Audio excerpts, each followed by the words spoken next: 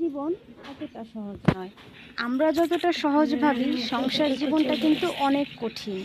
সংসার জীবনে অনেক কিছু সহ্য করে অনেক কিছু মানিয়ে নিয়ে তারপরে দুটা মানুষ একসাথে সংসার করে।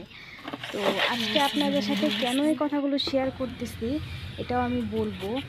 আপনারা সবাই কেমন আছেন? আলহামদুলিল্লাহ সবাই ভালো আছেন, আমিও ভালো আছি। আজকে আমি রান্না করছি। সকালে আমি উঠে তাড়াতাড়ি করে নাস্তাটা বাইরেই মাঝে মাঝে করি, আবার ঘরেও করা হয়। তাই কারেন্টের চুলা রুটি বানিয়ে নিয়েছিলাম, আর এখন বাইরে লাকড়ির চুলা রান্না করতেছি। আর আপনাদের সাথে কিছু কথা শেয়ার করব ভাবছি। তো আমাদের মেয়েদের জীবনটা কি জানেন? কথায় আছে না, অনেকেই বলে যে মেয়েরা যেই পাত্রে রাখা হয় সেই পাত্রে আকার ধারণ করে। তো আমরা কিন্তু সব কিছুর সাথেই মানিয়ে নিতে পারি। আমরা একটা মানুষের সুখের জন্য সব কিছু ছাড়তে পারি। সেটা হচ্ছে আমাদের স্বামী। আর স্বামী হচ্ছে আমাদের এরকম একটা জিনিস, মানে আপনার বাবা আর স্বামী, এই দুইটা মানুষ যদি আপনার জীবিত থাকে তাহলে আপনার মাথার উপর আর কোনো ছায়ার দরকার হবে না। এই দুইটা মানুষ একটা মেয়ে মানুষের প্রথম ছায়া।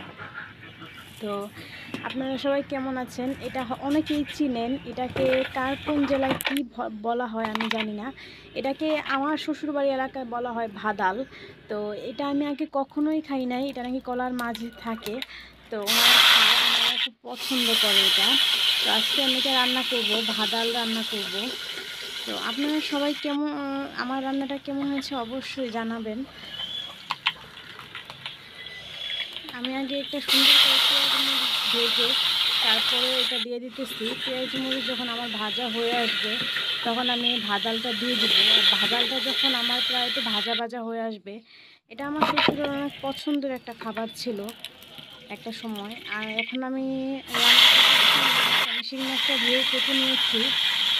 তারপরে এটাকে তেলে হলুদে ভেজে মরিচ একবারে কষিয়ে আমি রান্নাটা বসিয়ে দেবো।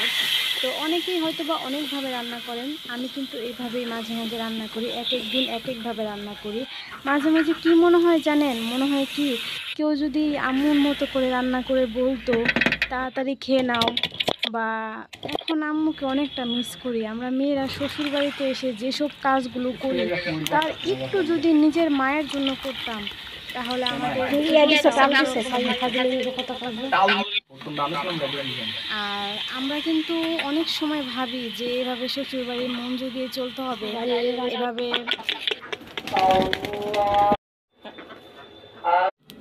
এখানে আমার তরকারি প্রায় কষানো হয়ে আসছে। মুরগিকে খাবার দিয়ে আসলাম, কবুতরকে খাবার দিয়ে এসেছি।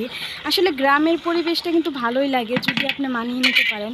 আমার কাছে কিন্তু গ্রামের পরিবেশটা অনেকটা ভালো লাগে। এখন আমি তরকারিতে ঝোল দিয়ে দিব। তরকারিতে ঝোল দেওয়া প্রায় আমার হয়ে আসছে।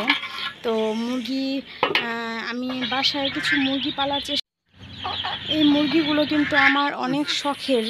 তাই আমি এগুলোকে অনেক, দেখেন আমার মুরগি প্রতিদিন একটা মুরগি হলো ডিম পাড়ে। তো বাসার ডিম দিয়ে আমরা অনেকটা, মানে এই কিনা ডিমগুলো যেরকম হয় বাসার ডিমগুলো কিন্তু ওরকম হয় না, তার চেয়ে একটু পুষ্টিকর হয়। তাই আমি চেষ্টা করি যে বাসায় কিছু মুরগি, কিছু হাঁস, কিছু আমার কাছে এগুলো খুবই ভালো লাগে। সারাদিনের সময়টা একটা ব্যস্ততার মধ্যে কেটে যায়। আমার কাছে মনে হয় যে আমার সংসারটা আমার জন্য একটা স্বর্গ।